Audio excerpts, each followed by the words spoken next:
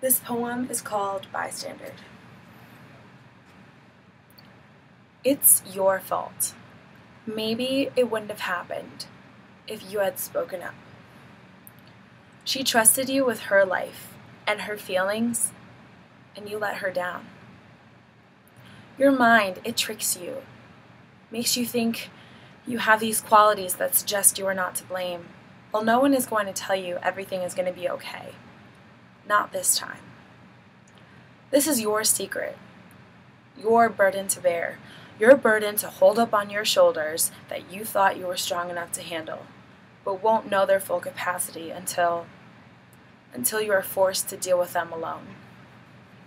Her blood is on your hands, and yet you don't show any emotion. Those whispers you hear, the lies and rumors that she had seen, you wonder, when will this end, and why can only you hear them? They are suppressed inner works of your own mind that have haunted you since that very phone call. The broken windows are like her lost shadows, her lost hopes and fears and dreams that rested within your palms.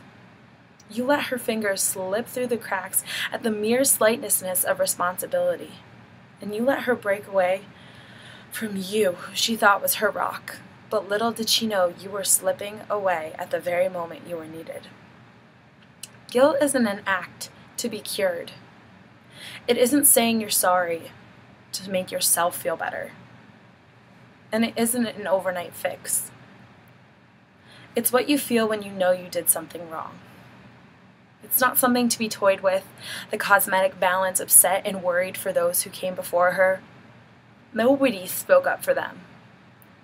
You should have spoken up for her.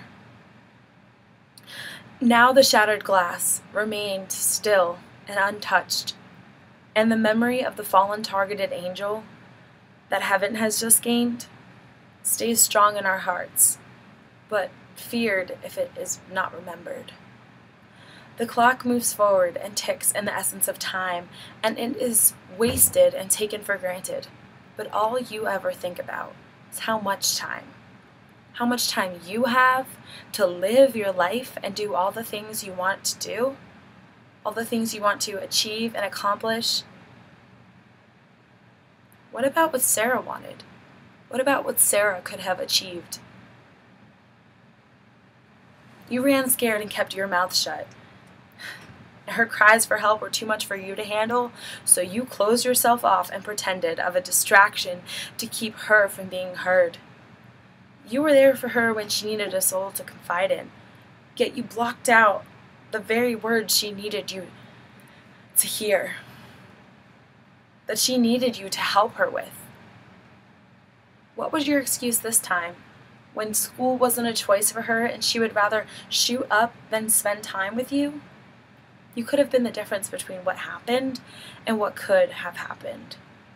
But you chose to live in fear.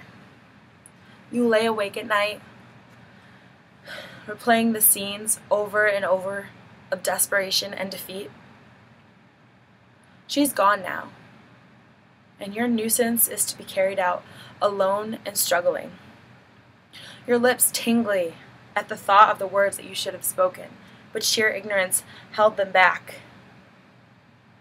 They're going to remember Sarah as the victim. How will they remember you?